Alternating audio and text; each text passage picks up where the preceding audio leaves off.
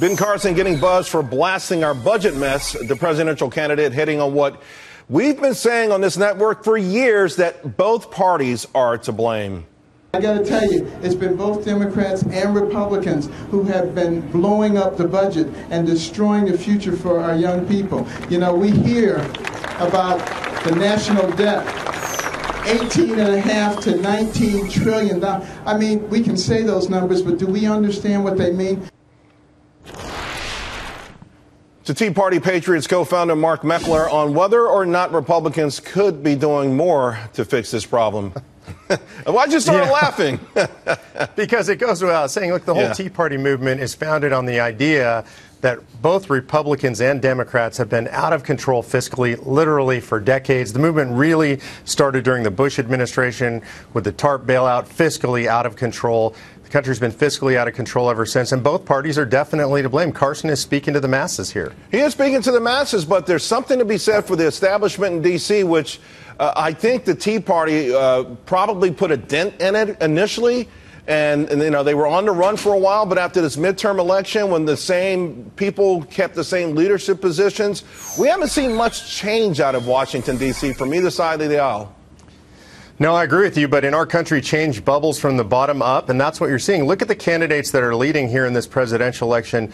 You've got outsider candidates like Donald Trump, like Carly Fiorina, like Dr. Ben Carson, even Senator Ted Cruz, who really works like an outsider, but he's inside.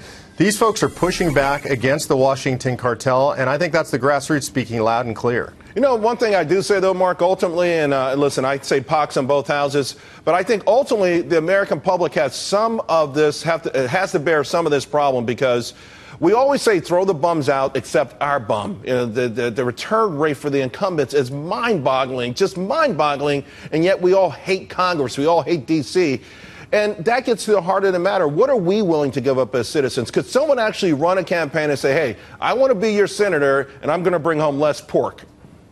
I think they can, as long as the people believe it. The American people are smarter than we give them credit for, and they're just tired of being duped. So if you say that you're going to cut the budget but not cut their part of the budget, they know that you're going to take stuff away, rob Peter to pay Paul. They're not buying it. If they really believe that somebody was coming to the table with solutions and those solutions required their sacrifice, if they really believed it, we are a nation that has a proven history of sacrifice. Now, having said that, I think that's what we're talking about. 2016 is going to be about those who say, hey, we want sacrifice. We want it to be authentic. We want someone who can pull it off. Hence your point, an outsider, someone who's not beholden to the same parties.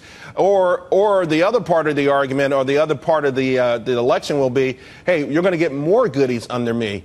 Where do you think we're going to go? You know, I think people largely understand that more goodies is not possible, or not possible here in this country any longer. I mean, you heard the deficit talked about by your previous guest, we're $19 trillion and climbing. It's just outrageous. It can't last. Something that where the numbers don't work, eventually it's going to come crashing down. I think the American people know. That's why you're seeing these particular candidates rise up. Yeah, well, we keep spending a lot more than we take in. At some point, we do become grease. Mark, thank you very much. Really appreciate it. Thank you.